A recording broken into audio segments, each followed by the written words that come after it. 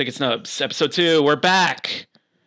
You didn't think we would be back, but we are, because we are back. Right. We got the same crew: John, Giffy Cofardo. Hello. We got Cam. Hey. We got Rayma. Rayma? Hello. We do have Rayma. That's what I'm talking about. We have Andres. Hello, everybody. And we have me, famous YouTube. Yo, it's PJO. Now, before we get started into today's debate, which is Mid90s versus Ladybird, Rayma versus Cam, we're going to talk about John's recommendation from last week. Now, John, what was your recommendation from last week? Can you explain it just a little bit? I recommended A Ghost Story, which is a movie that I very much enjoy. It's from 2015. It stars Rooney Mara and Casey Affleck, directed by David Lowery, who you might know from Pete's Dragon, the very boring live-action Disney movie. Exactly. But here, while it might be boring to others, I found it extremely intriguing and quite deep, and I hope you guys all had the same opinion that I did. So I would love to hear what you guys thought about the film. I'll start off. I found some parts to be a little dragged out, but that did not bother me because David Lynch, I'm a big fan of him. He does the same thing, so it did not bother me. I found it to be very intriguing. I was drawn into every scene. The ending kind of crushed me a little bit, but that's all right. I enjoyed it. Well, I have a quick question for you. So you say you find some parts a little off-putting and dragging and such, which I can agree with you there.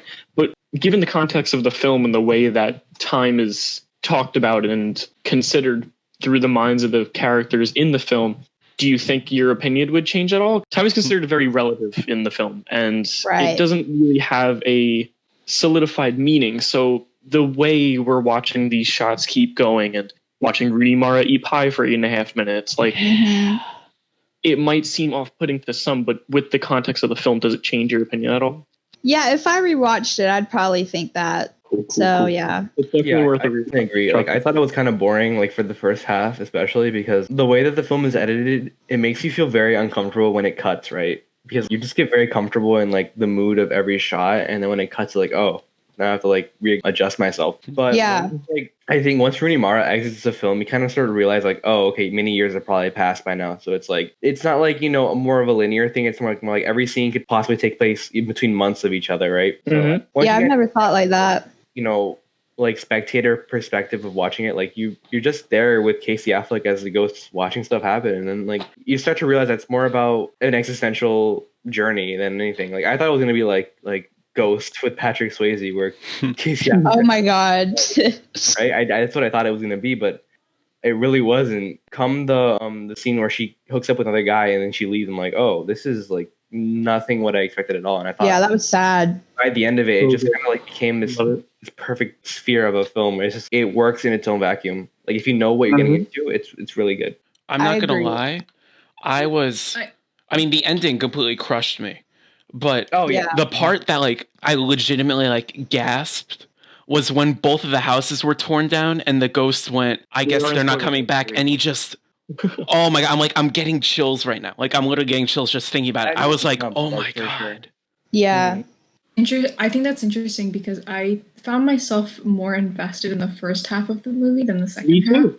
As did I. Just because you can see the way that it's slowly crumbling, but also that they still have that connection, that they do want to be together, and you can see the toll it has on him, on the fact that they're moving. But once he like dies and everything, I slowly started losing more interest, more so when the Hispanic family moved in. Yeah. Which I was like really confused, but like the pie scene really threw me off. I love it. But I then realized it was just a coping mechanism. Yeah, just grieving. As you watch her eat, you can see her emotion and her body language take control. But I lost interest towards the middle, yeah. And then the ending happened. I think I got regained interest when he like jumps off the building and he's brought back to when the house was first built. And the slow cuts of the skeleton was really like what got me, and then it shows the beginning of their relationship, and then once he gets the letter, he just completely like, you know, he moves on to the afterlife. So I thought that made me cry, not gonna lie. So. Yeah.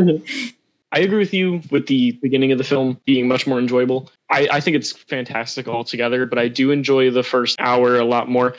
My biggest negative in the film is the scene where the guy is at the table and he's explaining the point of the movie. Now, I love what they're saying, and I love that scene, and it's extremely well done.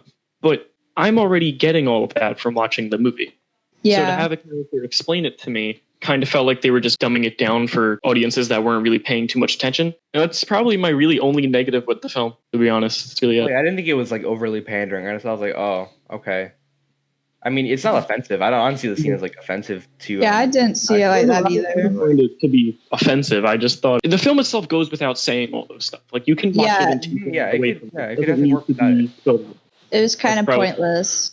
Yeah. The table scene. It's like one of those things you add after like a test screening where everybody walks out really confused. Yeah. Yeah. That's how I think. Like, I really wouldn't be surprised if that's actually the case. Yeah, because it's something, I don't think Casey Affleck was really even in it. So it's like. Yeah. He actually was the ghost, though, which is actually pretty surprising. Yeah. Like, and Rooney Mara is my favorite actress, so she did fantastic as usual. All around, I love it.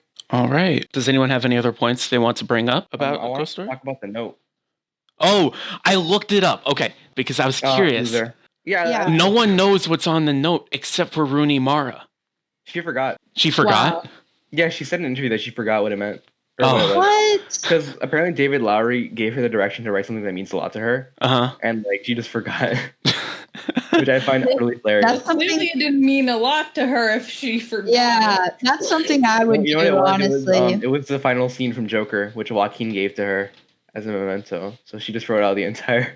It actually says you get what you deserve. Oh my god! When I watched it, though, I just imagined. I immediately saw it as it just saying goodbye. Yeah. Like, I thought about what it said, but I didn't really think anything else of it. I was just like, okay. Well, in the context of the movie, it's like, if I remember correctly, she says that she leaves those notes behind whenever she moves. It's kind of like leave something behind the house. And I think she wrote his name on it. Like, I'd fully believe that she wrote his name on it. That makes sense. Maybe. I mean, I couldn't imagine losing a loved one like that. So I think she just wanted to move on. You know, I mean, she found another husband. Well, it's implied that she found another husband. So I think it kind of makes Casey Affleck's whole like journey throughout the film almost pointless at that. Like once she realizes that, you know, everything was fruitless, you know, his wife moved on without him. Yeah. You can't forget to mention the musical score. It's excellent. My God. I love the electronic. That was good. The way it combines with the score and the lyrics is incredible. Period. Yeah. I mean, if I could compare it to anything, I'd compare it to 2001. Honestly, I would compare it like an elongated version of the Stargate sequence from 2001: A Space Odyssey. That's as close as I could come to like describing this film. Because it does a lot without saying much, and just kind of like it's fully like just make up your own interpretation. You know, it doesn't feel the need to spoon feed you. Besides, that's true. I like movies like that don't give you closure. Oh yeah, those are the best kind of movies, man. And I also liked how it looped in on itself, like with the time. Yeah, kind of sicko mode. That was real Christopher Nolan type crap. Yeah, definitely. Well, I'm glad you guys all enjoyed the movie. Yes, thank you, John, for your very good. Are we gonna give numbers now? I was gonna say, are we gonna give a rating? Because it's on our box. Sure. It is like. Yeah, I mean, I gave it a 10 out of 10. I think it was like an 8 out of 10. Okay. I'd probably watch it again in like a really long time. Yeah, first viewing for me was like a good 7 because like I rated it like right after I saw it, like okay, this is good. But now after like thinking about it over like the coming week, you know, I think it's more of like an 8 or a 9. Good, cool. It's definitely something you gotta let think in. I gave it a 9. I think it's excellent. I'll give it 7 vegan chocolate pies out of 10. Ah, nice. Oh yeah, she's vegan, right? She's watching her like OD vegan. Just because I genuinely think I do need to rewatch it and like really, really focus and try to understand more of what just analyze it more. Yeah. It's showtime. It's showtime, baby. Yep. With that, Netflix. Ghost Story on Netflix. Please check it out. A bit rotten, but yeah. Overall, I would say that is a certified Ticket Snubs recommendation. Amen. Thumbs up. Amen. All right. And if you're interested to what I think today is Cam's recommendation, stay tuned to the end to find out what we will be discussing next week. And with that, ladies and gentlemen, it is time for the debate. All right, debate today is Mid90s versus Lady Bird. A24 v A24, coming of age versus coming of age.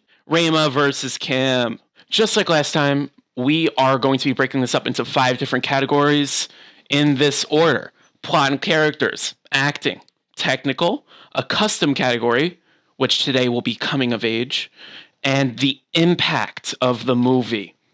Now we will be starting with plot/characters. I have some questions ready, but I think it would be better if you guys introduce your films respectively. So whoever wants to take the floor. I'll go first. I'll go first. I'm ready. Okay, I watched Lady Bird for the 7,000th time. It is one of my favorite movies of all time. For the plot, I found it very relatable, and I feel like a lot of people can find it relatable too, because it is aimed more towards a mother-daughter relationship, but everyone has a mother or like a motherly figure that they can look up to, and they've definitely probably gone through some of those things in their lives. And I think the way that friendship and family was depicted was very much accurate. But basically, the rundown of Lady Bird, it's just this chick named Lady Bird, her relationship with her mother, how she feels about where she lives, how she's leaving for college, just stuff like that, which is pretty relatable to our lives right now, us seniors and stuff. For the plot, it's just her trying to find her love for where she lives and for her family and mother and friends. And she claims that she hates where she lives. And everyone does that. Everyone, quote unquote, hates where they live, but somehow everyone is still connected to where they live for the rest of their lives. And the way that it comes around full circle for Lady Bird at the end, how she realizes that she's appreciative for her mother and everything that she's done for her, it's heartbreaking and very true. And I think the friendship between Julie and Lady Bird was very accurate. Things get shaky, and then at the end, they're best friends again. That's normally how it goes. So I actually took some notes on Timothée Chalamet in this movie. I think the depiction of the white, edgy, woke boy is literally Kyle in this movie. And the way that he acted was spot on, because we know so many people like that. Yeah, that's plot and characters for Lady Bird. Mid90s, Rayma presents. Mid90s is the debut film from the man, the myth, the legend, Jonah Hill. It basically focuses on this 13-year-old boy named Sonny. Sonny's the name of, I just completely messed up the name. It's Stevie. The actor, Sonny Soljic is the actor. So Stevie it's in the 90s. He is from Los Angeles. He comes from a really abusive family with a single mother who does care for him, and you can clearly see that she picks favorites and supports Stevie more than his abusive brother, Ian, which is portrayed by Lucas Hedges, who's also in Lady Bird. So obviously Stevie constantly feels like he's alone, especially in not being able to have that familial bond or love with his family. So while he's out one day, he sees a couple of skaters who he eventually becomes really, really close with. I really love how you watch him slowly develop into the environment that the skaters have, although it's probably not the best, as Stevie does end up doing things like drinking, smoking, and fingering a 17-year-old. And being a dick. That scene made me so uncomfortable. Yeah, I did not want to keep watching at that point. It was terrible. The scene was weird, but it does have some significance to it. But you watch, although that these skaters and Stevie, they all have these clashing environments and these personalities that don't really go well together. When they do start skating together, you can see that slow bond form. And Stevie, although he doesn't have anyone at his home, these skaters like Fuck Shit and Ray in 4th grade and Ruben, they're all there for him, and they all create this love and happiness for Stevie. He finally feels accepted and loved. So I guess that would be my explanation of Mid90s. Yeah, but I think, can I debate against this right now? This is a debate. Okay, yes, it is. I think the bad in their relationships definitely outweigh the good. Like, they are always constantly arguing and fighting. And I don't know, if I was friends with them and this dude gets into a giant car wreck while I say, can you please take us home? I don't think I'd be friends with him ever again or want to be associated with any of them. Well, you got to look at it from Stevie's context. He has literally he has no friends, but I mean, I think he could do a little better than that. That's all I got to say. So when I first watched it, I did definitely think, like, you know, when Akshay just completely like crashes the car and everything, like, that's awful. Like, you know, everyone keeps telling him not to, but although like you can't really justify his actions, like, these are the only people that Stevie has, and he's really young to understand the situation around him. And I think that a lot of his emotions for like, when Ray is seen talking to the professional skaters and he's about to create this huge future for himself, I think that really does show that fuck shit. Like, he's obviously freaked out. He does suck. He freaks out. It's mentioned that all of them have really, really abusive and toxic households and environments that they live in. So that comfort of all of them is what really gets them. So I guess that it's really important to remember the fact that he's intoxicated like crazy, but also the fact that, like, if Ray leaves, it's not going to be that same love or environment. Yeah, I guess that's kind of like Lady Bird too. She does take out her anger on a lot of things and people, and it kind of messes up her relationships with her family, but then it just comes full circle again and everything is fine. But the characters in Lady Bird, I think they all were really portrayed well, and we all know people like that in our lives. That's all I got to say for Lady Bird. That kind of relates to... the people I'm friends with and the people I speak to, like, it does a pretty good deal of portraying them properly. And I think that it is pretty raw and great on the aspect of knowing the characters, like getting to know them, how they are as a person and everything, and trying to understand why they are the way that they are and how being with the group really impacts them as a person. I just think it's really, really raw and really fresh to see that, because it's like you can tell that this is like how they are. Yeah, I guess. I have a question about Mid90s. Oh. How would you qualify the criticism leveled against the film's portrayal of alcoholism, drug addiction? So at times I do think that they do glorify all that, but I think it's really important to remember the fact that their environment literally impacts all of this. And with the whole car accident and like just the way that the fight starts in the end, you can see that although like it is supposed to be this cool kind of thing, it shows the destruction and the danger of doing all these things. And the danger of unnecessary jump scare sound effect. Okay, we'll get to it when we do, but the editing in that one segment was so bad. Trash. We get there when we do. Awful. Yeah, I'm trying to think of what y'all are talking about. I also don't know what you're talking about. The scene where they get into and the you're car supposed to be like off, and all of a sudden there's just a giant jump scare sound effect, then it just cuts to black, and then they're all like, "Oh my god, Stevie, his arm's broken! Oh my god!" Yeah, I was like, that was really terrible. Mm-hmm. I noticed, but we get to that later. We get to that later. Hey. That's a later discussion. We'll get it when we get to technical. Okay. Sorry. All right. I do have some questions regarding the characters from both as well, though. I have one specific, really. So I personally think that both films are very cliche ridden, one more than the other. And I would like to know your guys' opinion on how the writing and the characters in each story try to avoid some of those cliches, or if you see them as present as I do. Do you want me to give you an example?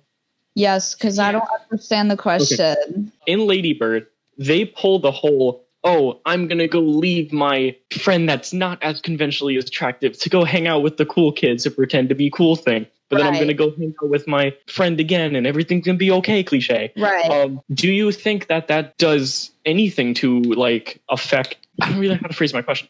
Because I think that harms the film. Do you think it does as well? I don't think it does. I think it shows the power of realizing that some people you just shouldn't hang out with because, they're not impacting your life in a positive way. So you realize that you need to change and go hang out with friends that'll make you actually feel good about yourself and have fun together. You know what I'm saying? And like a lot of friendships are like that. Things get shaky. And then if you really want to reconnect with people, and if you're willing to make an effort to do it, then it can be like the greatest thing you've ever done. And you act like nothing has ever changed. So that's what I think. I didn't think of it as cliche. Although that does happen in like a lot of movies. I think the way it was portrayed in Lady Bird was very well. This is like a side thing. With the categories that we're doing I forgot. I'm sorry. Is one of them performance based, or should we talk about performance? Acting is the next category, which I figured that this could have been a good opportunity to segue into it. Acting time. Acting time. I want to talk about a direct comparison we could make between the two movies in terms of acting quality, and that direct comparison's name is Lucas Hedges. Oh yeah, I watched 3 movies back to back to back, all with Lucas Hedges in them. So they've all blended together for me. Gonna be honest, but. How is Lucas Hedges? How is he? That's what I want to know. In Lady Bird, I feel like he was just Lucas Hedges.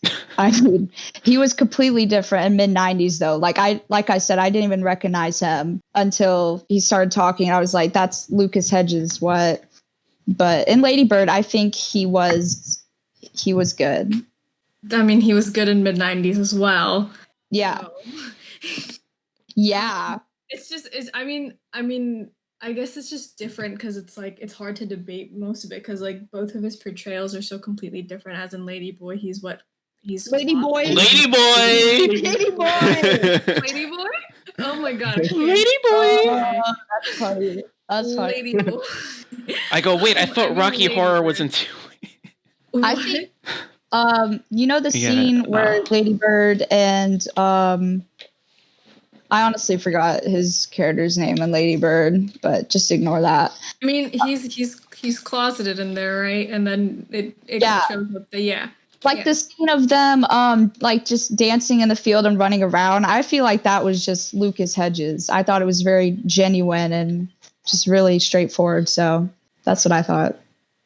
So I think obviously it's more darker with his character in Mid90s, and I think that's a great step from seeing Lucas Hedges being like, this great kid and all that. Same in like Moonrise Kingdom, where he's this little kid, very energetic. But then when it comes to Mid90s, you finally get to see the more serious side of Lucas Hedges that not many people are able to see, and I think that was a great addition. I think he was really captivated by the role. It was definitely a hard thing to have to go through, especially knowing how much of an angel that boy is. But I think that he did a phenomenal job really, really taking that anger and investing all of his pent-up anger and just hatred for everything around the world onto Stevie. But then in the end, you slowly see him soften up, and you can see how his emotional differences with Stevie and his mother really, really takes a toll on him. Like when he starts crying, That's character development, baby. Also, acting development. Anyways, I want to talk about Saoirse Ronan and Laurie Metcalf. Saoirse Ronan and Laurie Metcalf, they really pour their hearts and souls into their performance, and you can see the tension and anger in a lot of the scenes. And specifically the scene where Lady Bird just got suspended from school and she comes in the room, and then Lady Bird she grabs a piece of paper and says, "Give me a number." And then she's like, "What?" "Give me a number and I'll make this much money and give it back to you so I never have to speak to you again." And then Marianne just flat out says, "Well, I don't think you'll find a job good enough to make that money." Just straightforward. It was really like, whoa, okay. That was very realistic with how it was. It didn't even seem like acting. It was crazy. And I think there's an equal amount of screen time for Marian and Lady Bird to see both sides of the story and both sides of their relationships and how it affects both of them. And I think that's really good. It's just heartbreaking. And I think the dialogue, it's funny. It still makes me laugh. Like when Lucas Hedges gets the hair curlers and says they look like sperms. That makes me laugh so hard. That was funny. It's funny. There's a lot of good comedy found, especially within the relationship between Lady and her mom, Lady Bird and her mom. When she's picking out a prom dress, that scene's hilarious. Right. When she's like, "Oh, do you love me?" Blah blah blah. That's a funny scene. I was just about to talk about that. That is like when I watched that with my mom, Lady Bird with my mom. It was literally just watching us on a screen. It was so crazy, like how they were just nitpicking at each other, and then they're like, "Oh, I love it." It's crazy.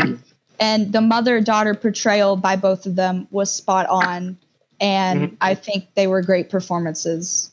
That's all I gotta say. That kind of leads into my question about the performances. Is you can tell that Saoirse Ronan and what's the mom's name again? Lauren Metcalf. Okay, well, you can tell that they're both extremely comfortable with each other in the role. It shows, and it adds a lot to the movie.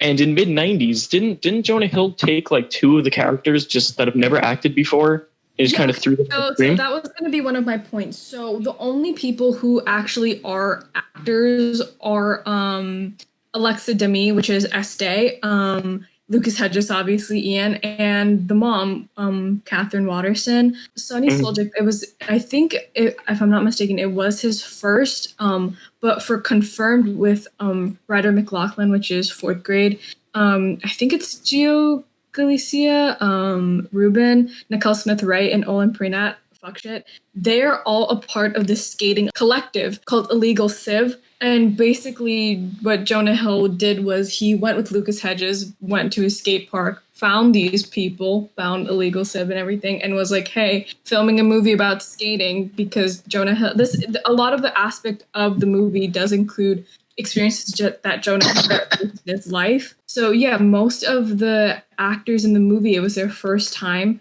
ever. And I think considering that they're all skaters and it's a movie about skating, I think that it was really easy for them to actually fit into the role really well. I mean, you can feel their bond since they already all know each other. Although it's their first time, like you can tell that there's times where they can be a little bit uncomfortable, but I don't think that should really define the entire portrayal of the movie, because there were so many little moments where I found out that it was their first time acting after I watched the movie, because I thought the portrayal of their their characters was pretty well. They did really well. Yeah, I like one of the scenes that I really was like, wow, about was the roof jump scene where Stevie tries to jump over the floor, just completely flat in pain. You can see like through his facial expressions, watching all of them jump over, you can see how he slowly wants to impress them and wants to fit in. And I thought that was like brilliant in the sense, because like, what if as a kid, like he's a kid in the movie and he's a kid as an actor, what if this was things that he had experienced? And it just makes you question, like, how did he incorporate all of these emotions, and how did everyone incorporate all their past experience and emotions skating into their character in the movie? Right. Interesting. I also have to respect Jonah Hill for understanding that it's easier to act than it is to skate, because if he got some like actual professional actors with very little skating experience, and he would have had to use too many doubles, or just it wouldn't seem genuine. I literally think it's so brilliant. Granted, Illegal Civ is a young production for actors and actresses, but like the fact that they incorporate skating, knowing that it's a really big thing in pop culture that's like genuinely growing. And this isn't biased because I do skate. Me too. But I think it just really hit home, because knowing what kind of position that they're in and knowing how it is, like, if Jonah Hill came up to me and was like, hey, you want to act? Like, I would be very, very scared. Like, what am I supposed to do? Oh, I know I'm supposed to portray this skater, not really know what to do. But you can see how well they fit into their character. Also, like, the synergy between each other was very good. You can tell that they had a life before the film started. You can really tell they've been friends for years, and then like Stevie's just seeing this pre-established friend group not as the beginning of something new, but like as something he's just kind of coming upon many years in the making. Right. Any questions? Is it technical time? Technical time. All right. I had a question for both of you guys. I remember noticing it more in one movie than the other, but I want to know what your guys' thoughts on it. How do you guys feel the soundtrack of the movies impacted it? I love the soundtrack for Lady Bird. Mid90s. I did not like the soundtrack for Lady Bird. What? Really? Okay. I think the soundtrack for Lady Bird stuck with me more because I do listen to that old stuff like all the time. Like this Eve of Parting when we see Marianne driving. I think that's beautiful. I listen to that when I drive and it makes me feel like I'm in a movie. And it's such a heartbreaking song. You really just have to listen to the soundtrack outside of the movie to understand the emotions that the characters are feeling. So I really like the soundtrack for Lady Bird. It sets the mood in a lot of ways. Do you think it's integral to the identity of the film for Lady Bird? Yeah. I mean, the lyrics, if you listen to the lyrics, they kind of stick with the film too. They correlate in ways. Did Lady Bird have an original score? Yes. Because I don't remember it at all. It did. I watched the interview again last night with Greta Gerwig, and her and the composer would pull all-nighters and just work at nighttime because he was nocturnal, so he would just be up all night making music for the film. I loved the soundtrack from Mid90s also because like a lot of the songs is in my skating playlist. A lot of it is just very chill back and everything, but obviously when it's like, intense moments, they'll have intense music. But I think that it really just plays a great part in the fact that, they're just chilled back. They're trying to enjoy their life the best that they can. And a lot of the music does fit in with that type of environment. I felt like it was very, very it was essential that these songs were a part of the movie because it showed it. You can feel the atmosphere of what they're going through. The movie does a fantastic job of creating the feel of the 90s, from the way it's shot to just the music and everything, like you said. Yes. Like the opening scene where they're in the restaurant, I could swear is just taken out of a 90s TV. Yeah. Okay. Most of the movie soundtrack is from the 90s, which is like, wow, like that's great because it's like, it really does make you feel like you're there with them. Okay, yeah, I'll admit that it literally looked just like a 90s movie. Yeah, even the aspect ratio definitely helped. Yeah. 16 millimeter really sells it because it looks like it's like something like fourth grade would actually shoot, with this camera. Yeah, I thought that too. Yes. So the end scene where it's the skating video, obviously Mid90s, it pays is it homage? Homage, yeah. Yeah, okay, I don't want to pronounce it wrong. It pays great homage to skating videos because like that is what a skating video is. It's authentic. It's the fisheye.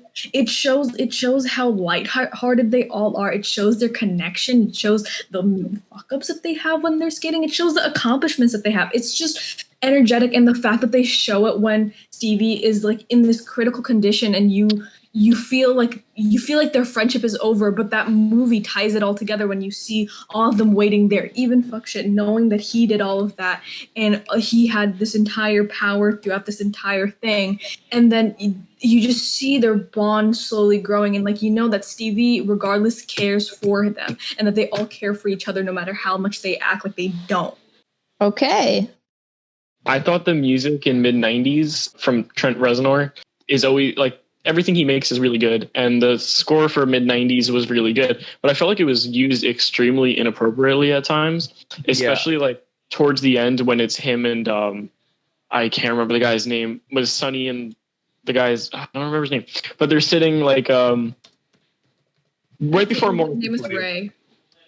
Yeah, when they're talking and they're like, let's go skating, blah, blah, blah. And it's playing that whole time when he's like, oh, you got to grow up. You got to learn what it's like to be an adult kind of thing. I thought it was used extremely inappropriately there. I would have liked that scene so much more without music. I thought it would have been a lot more impactful. That's all I have to say about the score. That's really I agree for the most part, except like, I mean, I love Trent Reznor, Atticus Ross. I mean, I love everything they do with David Fincher and etc. I just thought it was really forgettable in Mid90s because it is overshadowed, like, it's not even over. It's eclipsed by the licensed music. When you give me a piece of like the score and ask me to identify what movie that's from, I couldn't tell you. But if you give me, like, I couldn't either. I didn't even know there was a score until y'all started talking about it. I didn't know. Soundtrack. Because like, probably be like that's Mid90s. Yeah, the other music was so loud over it. I didn't even think that there was a score. I didn't even care to listen or think to listen, honestly. Wait, I'm confused. Like, can you clarify what you guys like the background noises to like the actual soundtrack, or like the instrumental? The soundtrack is the licensed music. Well, I think that most of it was just to show how like lighthearted their emotions are. How it's just I feel like it's just it's maybe this is just me, I don't know, but like for every single thing in my life, I feel like there's always just a soundtrack for everyone and every moment. And so I feel like those moments of just where the music really takes over, I feel like it just encapsulates what the energy, what the vibes are, you know? Okay, I can relate to that. Yeah, I think it really just encapsulate, and like you can obviously focus on it, but like I think the music really, like, especially if it's music that they're listening to while they're skating or driving or something, it feels like you're in the car with them. It feels like you're skating with them. It's like present day time. So I think that the whole audio being loud and everything, it can be distracting, but I think it's raw, it's there, it's in your face, you're there with them. Right. Okay, can I talk about the cinematography really quick for Lady Bird? Really quick last comment, and then we're moving on. I really want to talk about the scene where Lady Bird and Julie are holding each other in each other's arms at prom, just swaying to the music and dancing. They literally wanted nothing to do with each other before that happened. And then they just reconnected like that. And I think that's beautiful and awesome. And when Lady Bird is driving around Sacramento for the first time, and we see all just the plain buildings that you'll see in your everyday life, only like you can see that as beautiful. And I think that was captured brilliantly in those scenes, and just everyday things seen as beautiful. I think that's cool. Can I just add on that scene? I've been thinking about that scene. That was probably like one of the scenes that really stuck with me from that movie, especially the part when she's driving, the camera's in the passenger seat, and it's a jump cut between her and her mom. Right. I thought that was like, that makes me cry, honestly. That was, I found that to be like, that was really impactful. I think one of the most beautiful scenes for me was after Ray does speak to Stevie, they end up going skating, and you can see the sunset and like how busy the street is. And like, I think although it's supposed to just show how the skating is like really impactful to them, I think it really does highlight like the emotional climax of the movie. And the minimal lighting and like the way the camera work is, like, again, like as you guys said, that it really does show like it's from the 90s. It's like an independent movie of the 90s, whatever. But I think it's just, you feel more at ease when you see them skate. You can feel their stress and struggles slowly come off their back. All right. Okay, so are we doing 4 now? So we're talking about the coming of age aspect. Also, if you guys have questions, you remember how I just asked questions right in? I have a conversation starter questions written down. Okay. Yes. Okay, I'll talk about the coming of age for Lady Bird. Between Lady Bird and Edge of 17, I think this is the closest you will ever see as an accurate depiction of a teen's life, because it really touches on everything. And it's cool how Greta Gerwig explains how this movie was actually inspired by her own youth, which I could not expect at all. I didn't see that, but it's cool how that happens. And I just feel like a lot more people can relate to Lady Bird more than they can with Mid90s. And it's really entertaining in like a heartbreaking way, all in one. It gave me every emotion at once, Lady Bird did. So I think that's perfect for a coming of age film.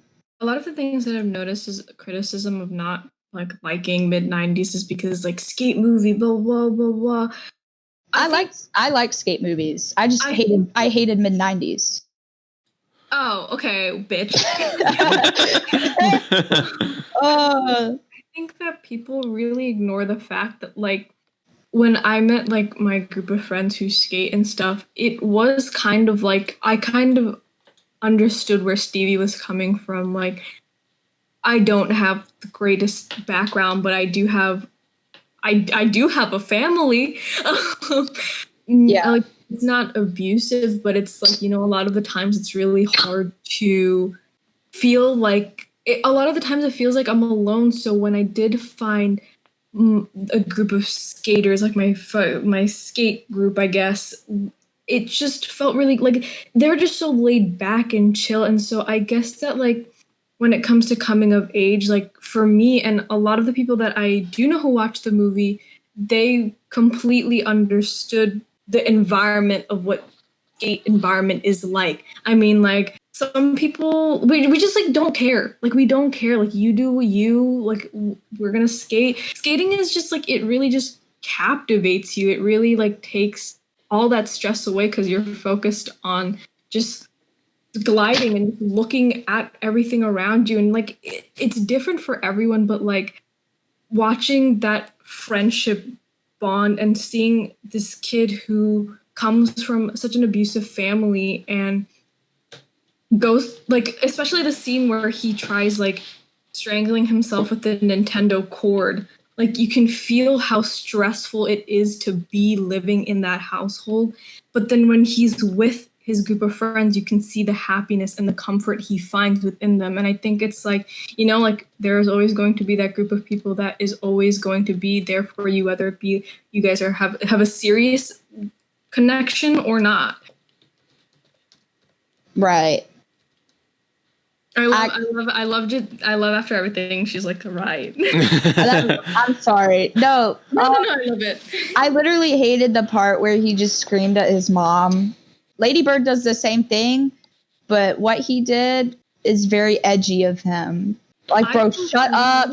I mean, he's literally an 11-year-old boy. Like, He's 13, number one. Number two, he comes from an abusive family. Number three, you don't know he doesn't know who he can trust. And the only time he finds comfort and safety is screaming at his mom. And no, with his group of friends. So when he does yell at his mom, you can understand the frustration that he has not being able to have that stable environment and happiness with the family that should be provided. I'm with his mommy. Well, I feel like maybe I'm just upset because like I have been in his spot where I scream like that. Me too, but my God, he didn't stop. Like, shut up. Because how do you not? I don't understand how you don't. Literally, I can say the same thing about Saoirse Ronan because she's the entire time she's just like it's just you can feel his frustration. I don't understand. You can feel Lady Bird's too.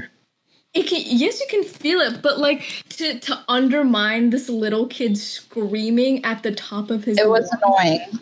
It was annoying because you don't like kids. You're exactly right. But stick to the reasoning. Fine. To the reasoning. I have a question. Okay, first to an Oscar, Lucas Hedges or Saoirse Ronan?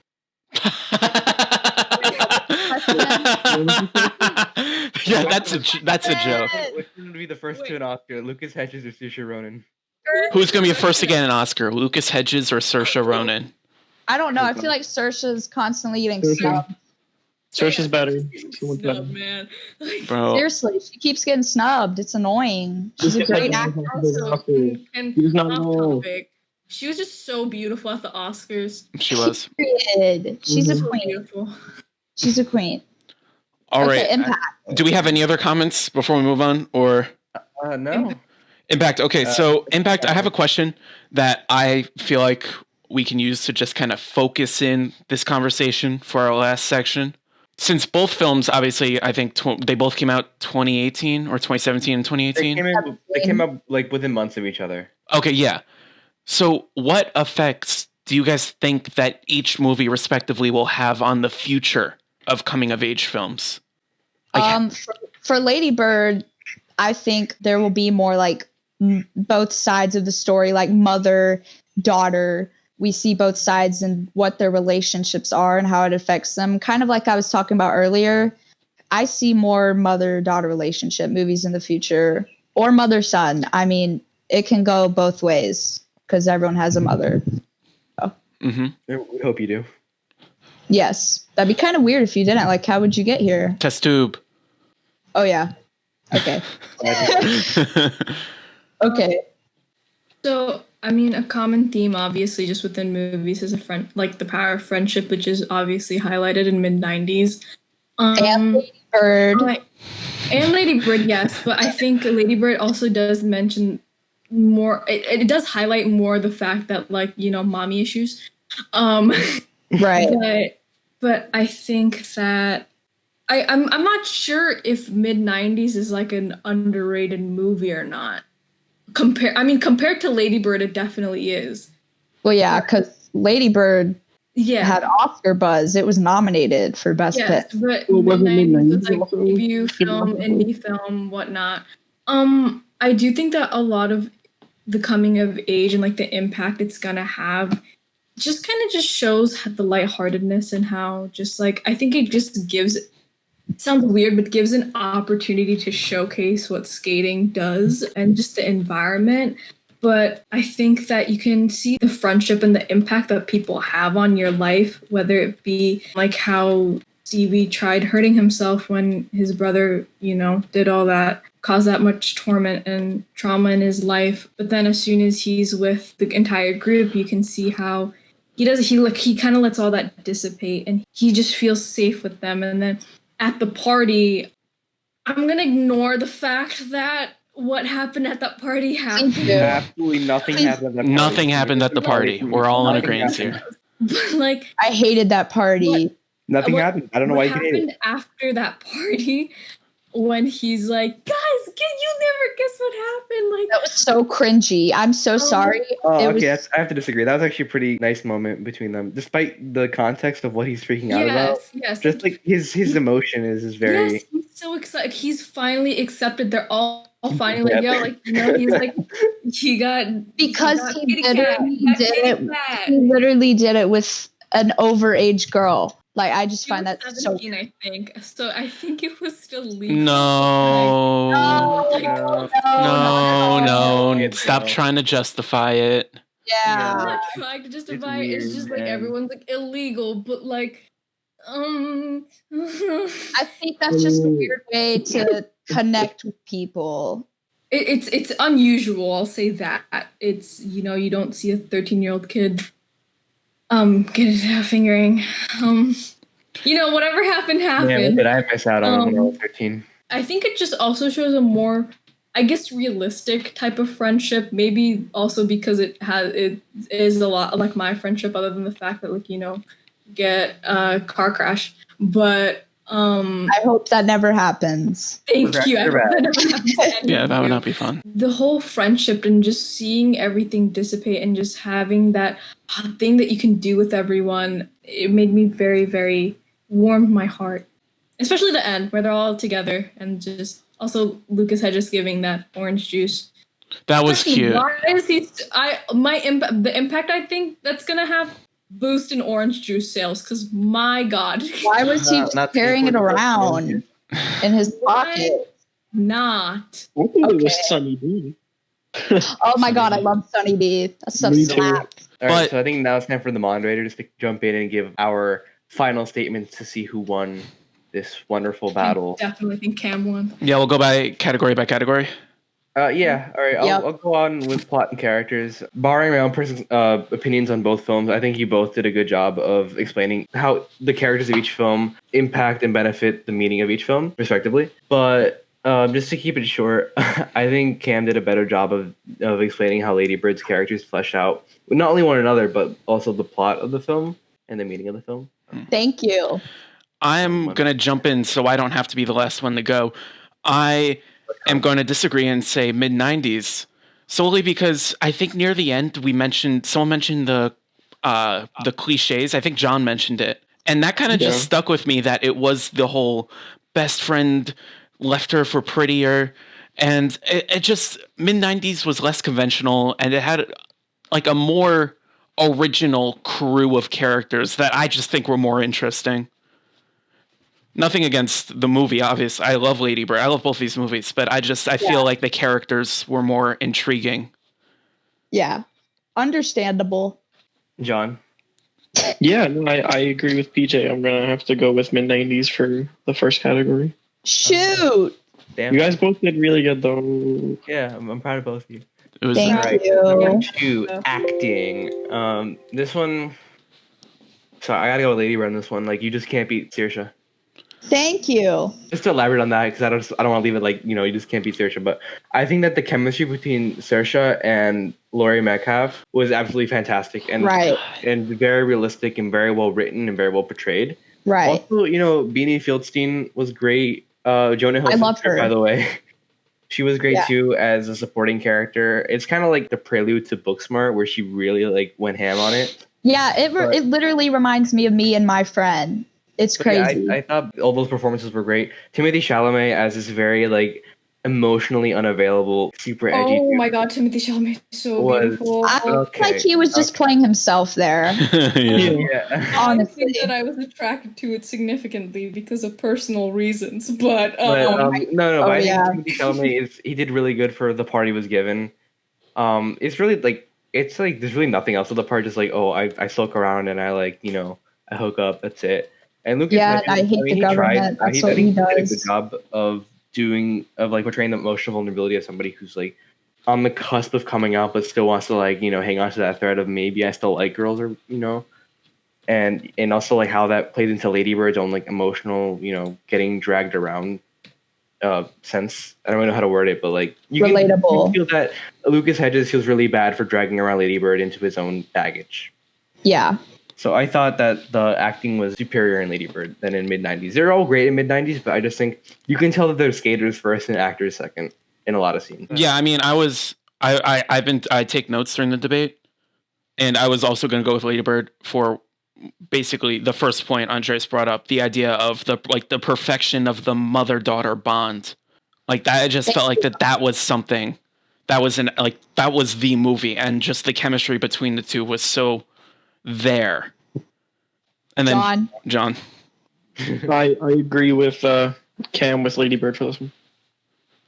Thank you. I feel the same. Yep. All right. Lady Bird. We all love Saoirse Ronan and hate Jonah Hill. We hate Jonah Hill. I love Jonah Hill. He's such a nice guy. He seems like such a nice guy. Jonah Hill's cool. No, yes, I'm joking. Oh wait, like he had a lot of insecurity issues. But, I'm just joshing. I'm just playing. All right, number 3, technical.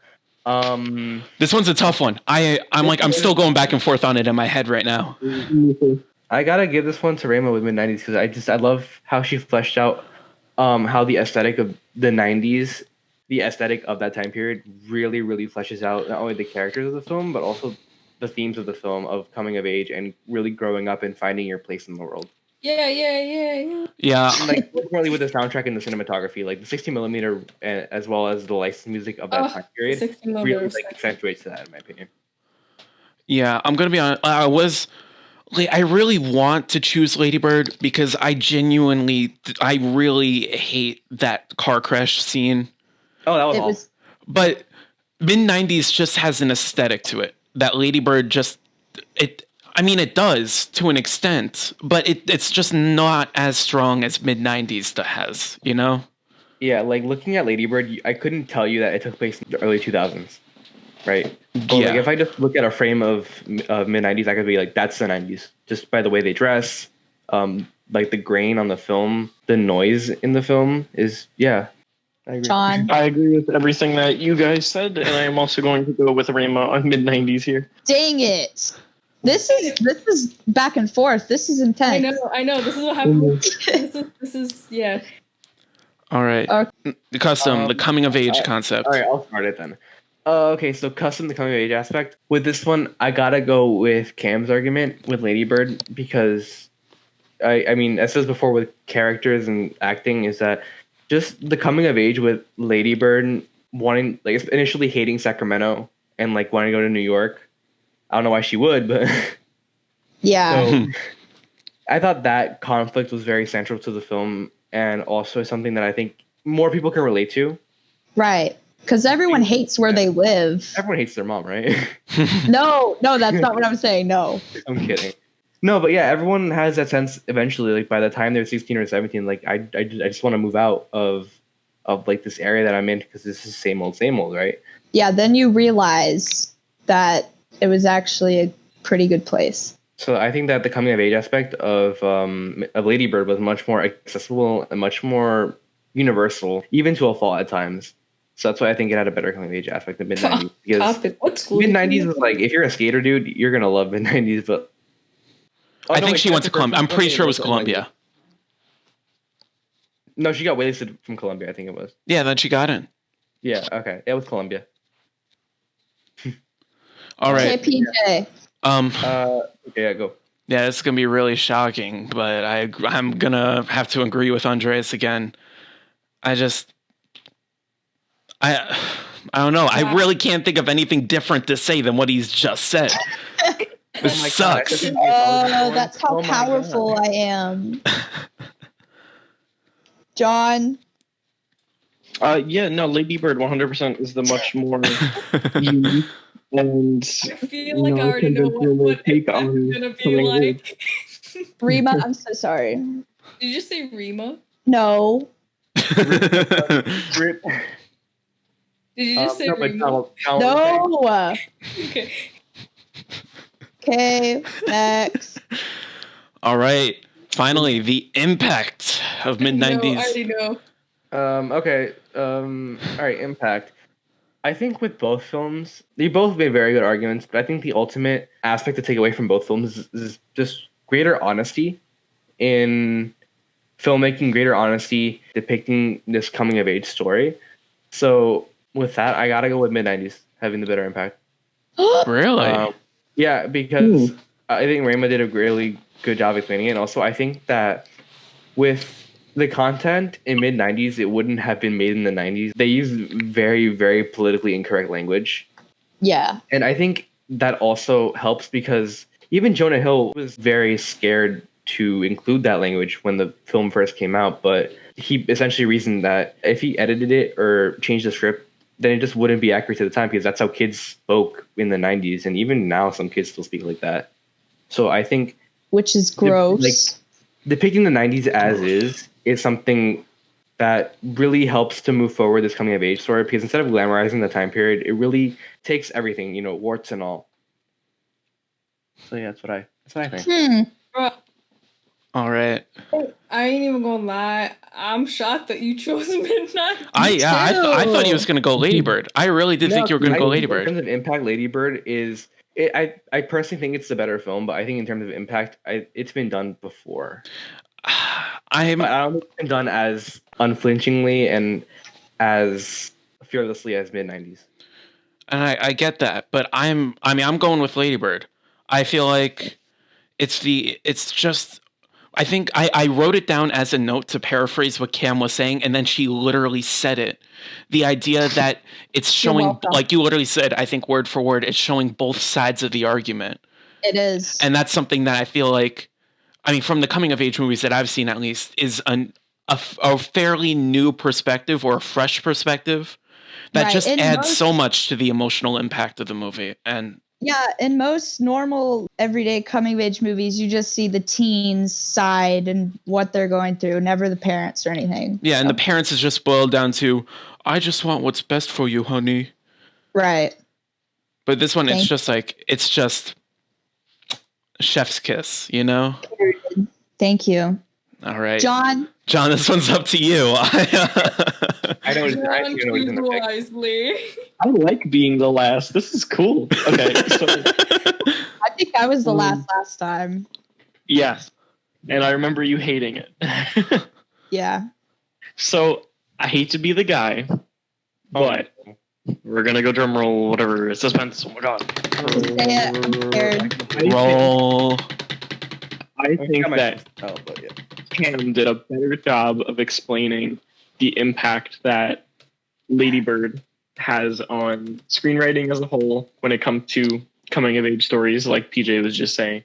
And even me personally, I really didn't take much out of Mid90s at all. Whereas Lady Bird, I can constantly think of the last half hour of that film as just being extremely impactful and relatable and pretty good. I think that's literally what I wrote in my Letterboxd review. I think I said the last 20 minutes. Whoa, boy. Yeah. I do think Lady Bird is the better film overall. And I think the argument of coming of age and the impact of the coming of age goes to Cam. So it's going to be me. Thank you. All right. So can I make a comment quickly? Would you like to make a comment? Sure. I love both movies. I talk smack about Lady Bird just because every single aspect of that, literally every single aspect it's of that too relatable, has happened to me several times, and it stresses me out. But I think for people who look forward to watching either of the movies, if you're looking for a more relatable but emotionally impacting movie, definitely watch Lady Bird. But if you want to watch a movie that can be serious but very, very lighthearted at the same time, it would be Mid90s. I agree. Yeah, that's a fair statement.